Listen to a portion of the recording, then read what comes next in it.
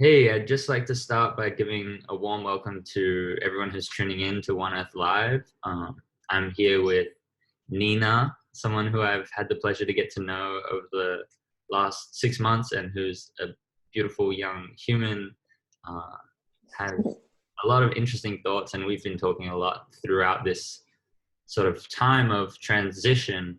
And I thought it would be amazing to bring your voice to this platform and, just open up the conversation a little bit around what's been transpiring for you and what you've been seeing happening in the collective. And so I'd love to just start off by welcoming you to One Earth Live as well. And yeah, how are you going? Where are you at?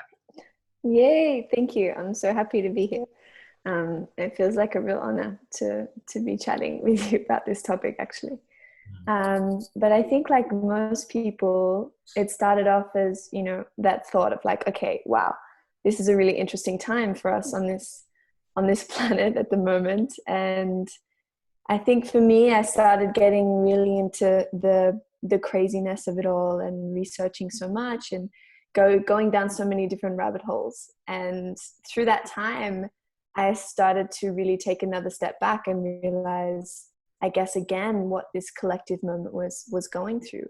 And for me, it was really like realizing how sensitive we are all at this moment, both energetically and physically, to both the physical world affectance from what's happening outside, but also how sensitive we are to our home environments and to ourselves. And I think the interesting thing for me was noticing how, remembering almost, how each and every little action and thought is ultimately governed by an intention. And at this time when the world is so sensitive, we really do have, a couple of choices of, are we going to direct our intentions towards that lighter side of ourselves and the lighter side of humanity? Or are we going to, keep focusing on the shadow side, keep focusing on the fear and, all the things that we're worrying about, whether it be, money security or, our housing situation or so many other things, or the environmental issues and so many different things on that fear-based side. I think the question for me that came really important was, okay, yes, I see all of this, and yes, I can see all of the, the things that ultimately need changing, but is that going to help if I'm focusing always on that fear side? And yeah, I think the shift for this moment in time and this kind of change, as you say, is definitely really subtle. It's this subtle adjustment of our inner compasses to go, okay, you know what, I see all of this, sorry, but I'm going to really direct my energy towards, the things that I love, the things that make me feel happy, the things that make me feel alive, even in the really finer, smaller things in life, because they often are the things that can ripple out so drastically to, everyone we're around and everyone we come in touch with. And I think making that subtle shift is ultimately the direction for the new world, as a lot of people are calling it, or this new stage. I don't think it's necessarily, this drastic thing where we're going to change the entire world in one instant, but I think it's a really subtle and very important shift from our focus of energy towards the lighter side of this planet and the things that we can feel and put energy towards, which is ultimately, all the things that lift each and every one of us up, which is, I think it's a funny and hard, interesting balance for sure. Each day is like a roller coaster of like, oh my God, there's so much to look at, feel-based wise, and also like, okay, no, I need to come back to myself and come back to the things that make me happy. So, I mean, like you say, it's an interesting time for sure.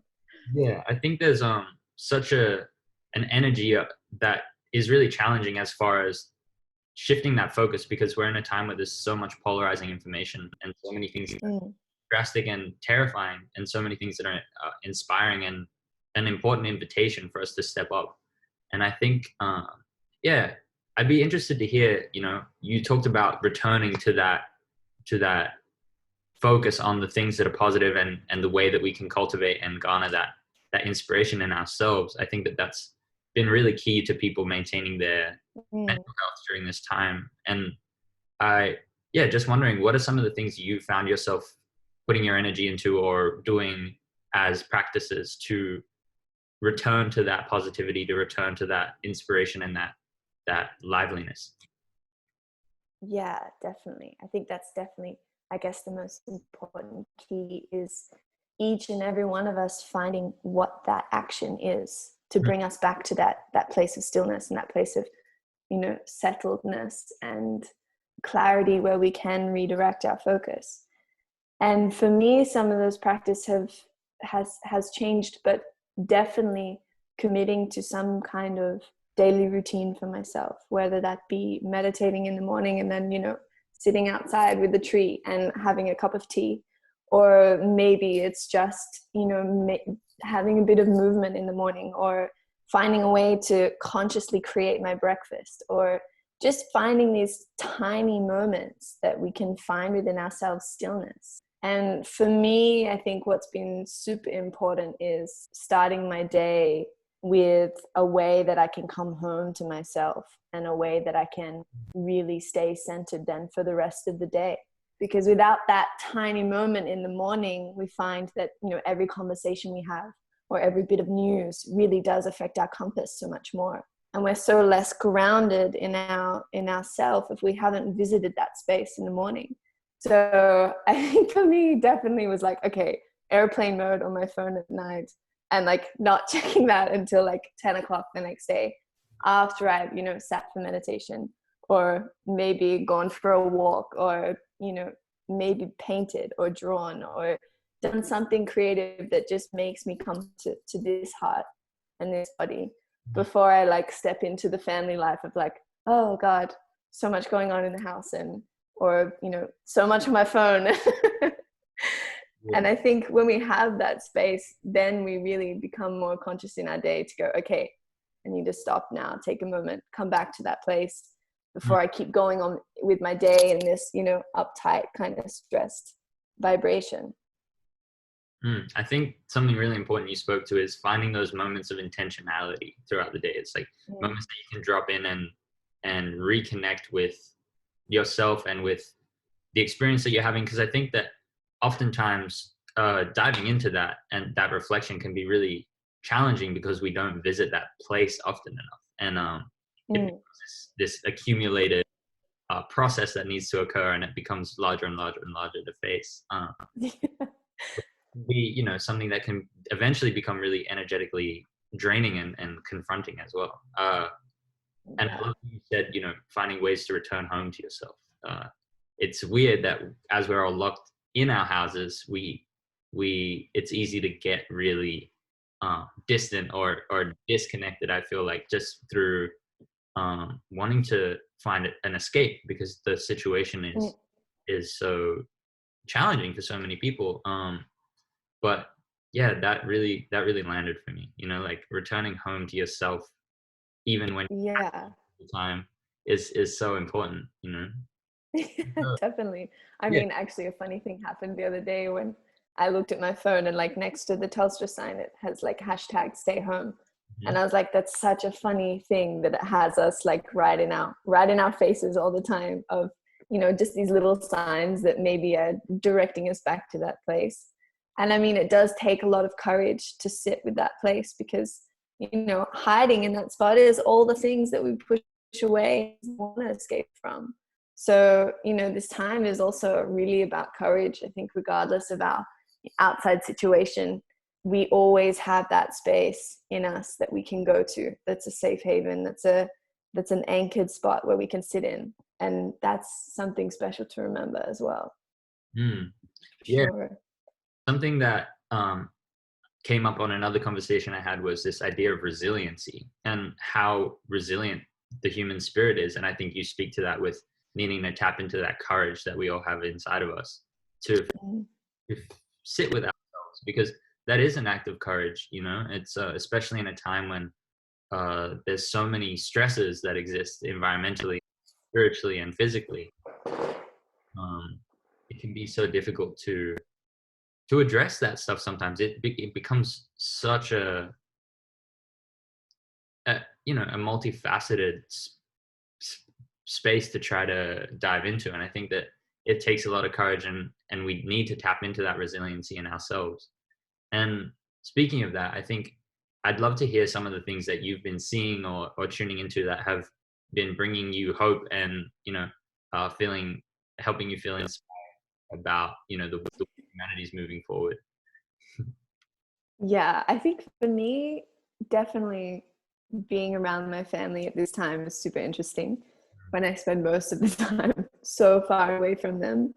But seeing the change in them is also something that's really, I guess, restoring hope for me as well in this world. Just people willing to open their minds a little bit more to actually have more information come to them, and without blocking it in fear ultimately. So seeing people, just like that, the simple things of actually listening, or maybe researching a little bit more, or trying to understand more, I think that's such a special thing. But I'd say inside this community of where I am at this moment, it's really beautiful seeing how interactions are when you do actually go outside.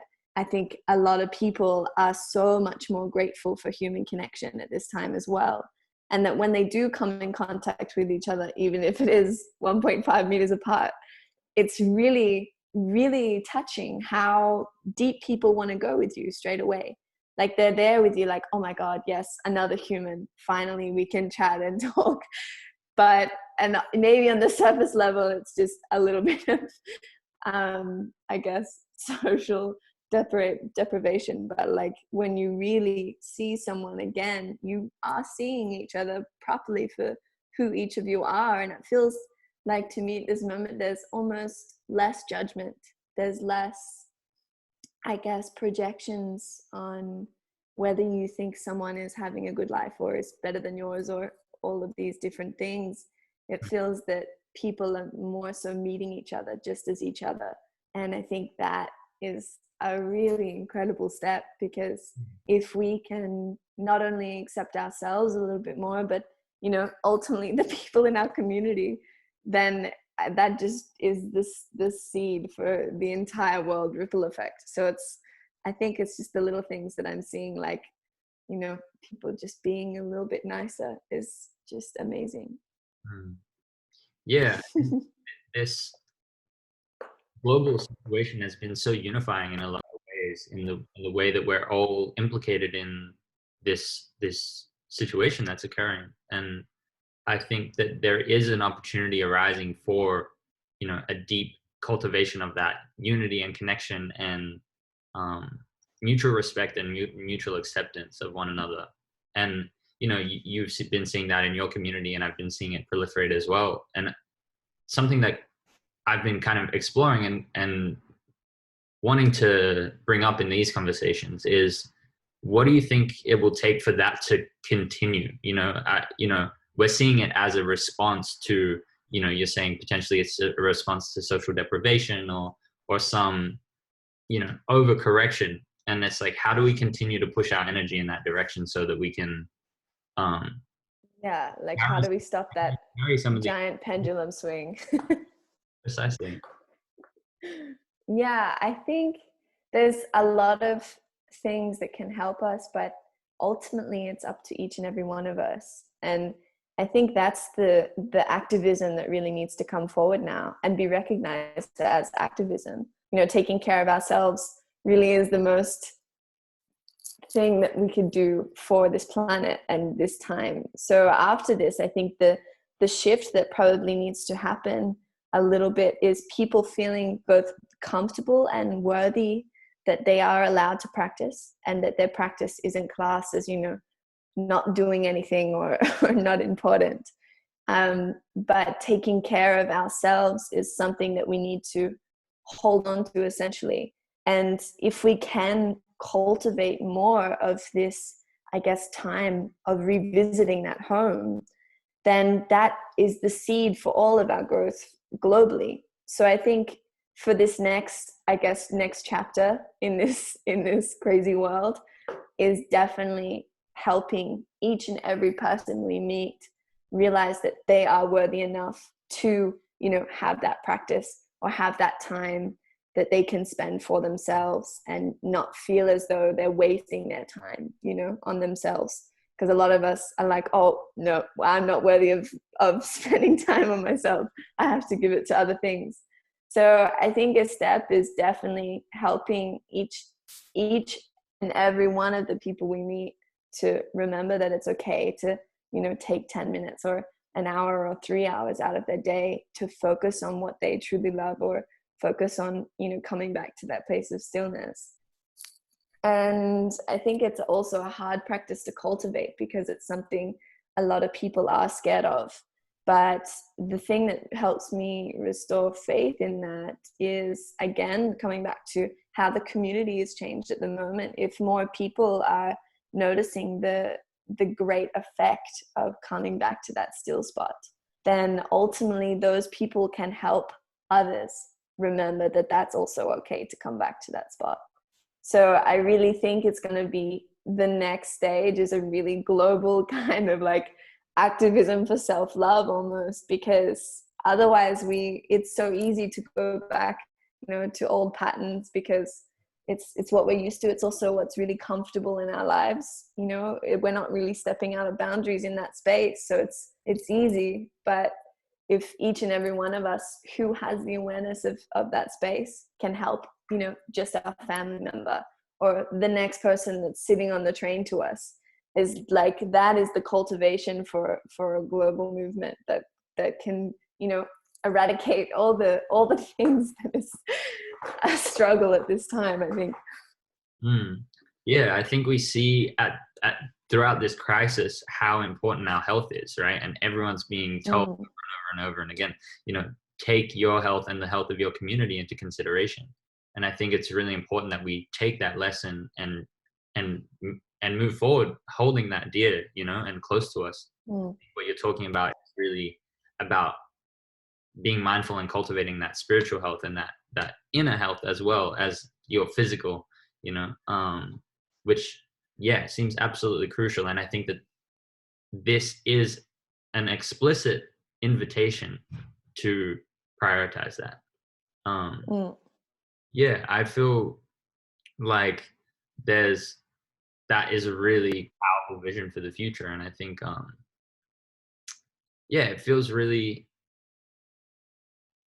like aligned to hear that, as far as a way to move forward is to just continue and to cultivate this care for ourselves and the care for our community, as a way to shift the things that are challenging. Because I guess people often want to address things systematically, which is effective in its own way, and it has its place. But I think we ultimately need to address the inner challenges that we face before we can move out of these systems that we've created. You know, like Einstein said, you can't solve a problem from the same concept that created it, right?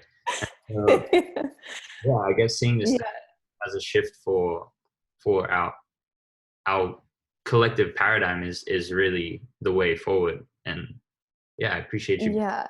Space. Yeah, my gosh. Also, that quote is like definitely relevant this time. I think the other quote that I actually shared with you the other day was that nature is slow, yet everything is accomplished. And I just kept seeing that repeatedly. And I was like, wow, okay, yeah, that's a really good lesson to take note of too. Of like, yeah, we can solve the world's problems in a day with our minds, but ultimately our minds created these problems also. And, you know, we really have to go in before we start to move forward. And I think it's a hard shift. It really is. It's something that is always so rewarding, even just to see, you know, the tiny little magic shifts that happen in your own life. I think that is the most magic and courageous act of all, is going in. Yeah. One thing I've been experiencing that's been pretty like interesting throughout this whole thing is such a fluctuation of my inspiration and you know, mental well-being and physical well-being and all these things. And yeah, just wondering, what are the kind of things that you've been experiencing throughout all of this, and how have you been kind of navigating that and finding ways to cultivate that hope? Because I feel like it's easy to feel overwhelmed, and then there's also such an abundance of gratitude and courage and hope that we can tap into. And just like, I feel like you spoke to this when you were talking about returning home each day, but in like, as far as creatively or through your work, or how have you been finding ways to weave that through? Yeah, that's actually a really good topic also, because I have also been having these crazy fluctuations of like super spiked creativity, and then also like, oh my God, I am not creative at all. And these really crazy waves. And at first, again, I think my old mind patterns were coming forward of like, oh, I'll just push through it, or, it's fine, I'll just keep going. And then it was like, oh wait, what is the lesson again here? It's again that subtle shift of listening and going, okay, maybe I'm not feeling so creative at this time, and that's okay. Maybe my energy needs to be directed somewhere else. Where is that? And really asking questions for ourselves. I think it's something that we often forget to do, is really question why we feel something, and and validate it also. I think when I was in that spot of super non-creativity, and I was like, but I just want to create, but I can't. I was like, okay, why? Why am I in this spot? And, when I started to reflect in and really sit with that question of why, I was noticing that, I didn't have so much energy, or that I hadn't been sleeping so well, or, there's so many little outside things that affect our inner world that we often just don't validate or don't listen to. And then I was like, okay, maybe I just need to rest at this time, and actually, maybe just sit down and have a cup of tea, or, that's all. Like really trying to shift that paradigm again, that really subtle inner compass shift from feeling the need to constantly do and be active and, be the force that drives everything forward, and really just tiny shift to listening to what the world needs at this moment, listening to what your family needs, or listening to what your current present environment needs. And I think when we can come back to that, that tiny present moment, we can start to hear more of the things that are important for right now, and we don't get so lost in the overwhelm of what's next. And I think that's really hard for me, because I'm always like, yes, okay, what's the bigger picture? Let's like focus all of out there. But coming back to just that really soft spot that is focused just on this present moment with, the immediate people that are around us, or the immediate environment that's in around us, it brings us back to that space where we can go, okay, today I need to do this versus this giant list of things that I've been preparing for.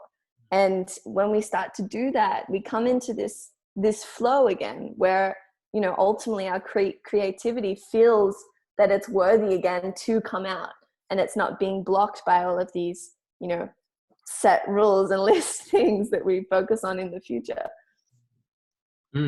Yeah, I really feel that. I have been noticing so many things in myself in being in isolation, and I've been actually alone for the last few weeks here, and it's been so challenging in so many ways. And I think I keep needing to remind myself that those challenges are within where lie the most pertinent lessons. And it's so easy to be caught up in them when you're in it, and feel like, oh, this sucks. This is terrible. But yeah, I was speaking with my auntie actually last night, and yeah, just had that really poignant reminder of those are the points where we grow, and those are the points where we learn. And I think that, yeah, I've seen a direct correlation of my creativity and my stress levels being inversely, and so I feel like we have so much time to reflect, and making sure that we're actually taking that space to listen and learn from what we're experiencing, because when we're experiencing something abject, it's so easy to just want to ignore it, right? And definitely.